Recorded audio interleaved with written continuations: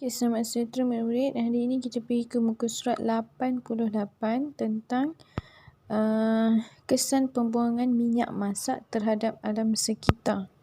Okey. Jadi daripada isi-isi ini, cikgu nak awak cuba buat sebuah karangan fakta. Okey, nanti awak tengok di Google Classroom contoh karangan fakta yang cikgu akan berikan pada awak. Dan awak tinggal sambung sahaja masukkan isi ini. Okey. Ini sebab, itu akibat. Kenapa dia berlaku, apa yang berlaku, dan bila berlaku apa yang terjadi. Okey, maksud sebab dan akibat tu. Sebab apa yang berlaku? Contoh, membuang minyak ke dalam sinki.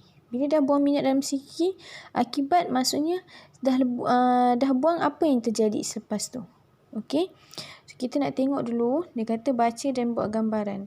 Pada suatu malam, Gauri melayari internet.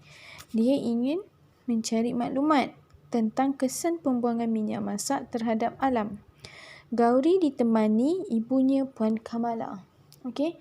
Nanti awak tak perlu salin ini. Nanti cikgu akan beri contoh karangan yang baru tapi menggunakan isi ini.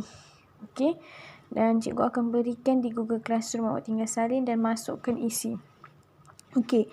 Dia cari maklumat, dia tu jumpa kesan pembuangan minyak masak terhadap alam sekitar. Okey. Ini punca-punca dia, sebab berlakunya pencemaran alam. Okey.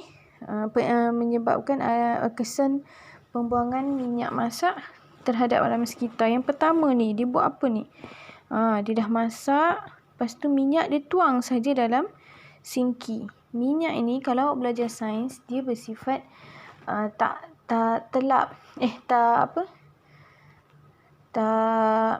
dia senang cakap, dia tak larut. Okey. So dia boleh menyebabkan berlakunya satu sumbat. Tahu tersumbat? Ni contohnya tersumbat ni. Dia tak boleh menyebabkan air mengalir dengan baik kat sinki awak. Sinki tersumbat. Sebab minyak ni dia jadi melekit-lekit macam tu kan.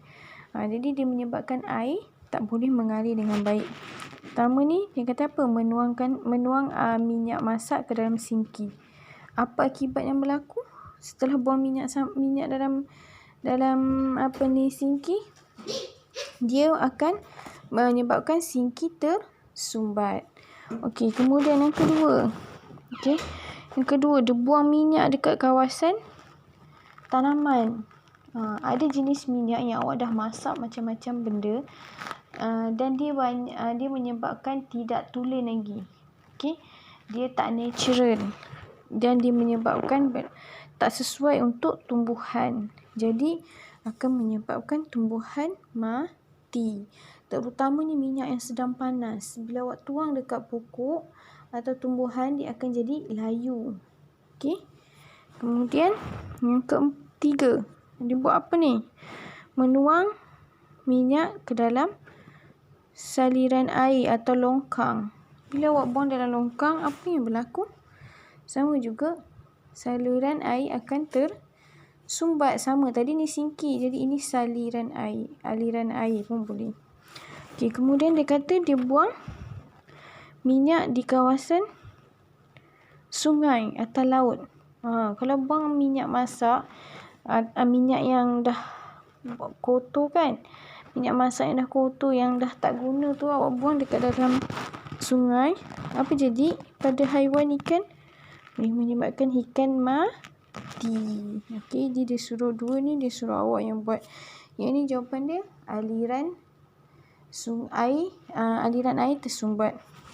Kemudian yang sungai pula, hidupan seperti ikan, ketam, udang dan sebagainya akan mati.